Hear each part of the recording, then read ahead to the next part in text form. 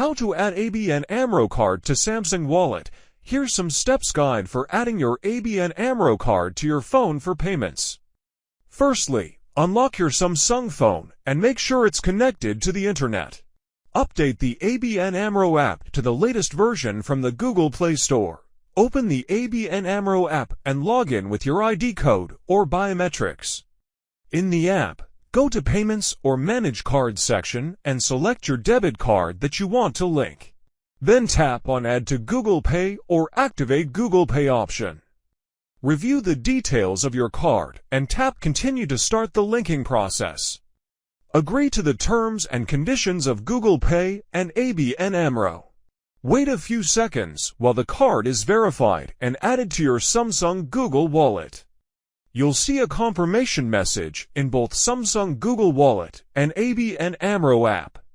Now you can pay contactless with your Samsung phone and your ABN AMRO card will be charged via Google Pay. Thanks for watching.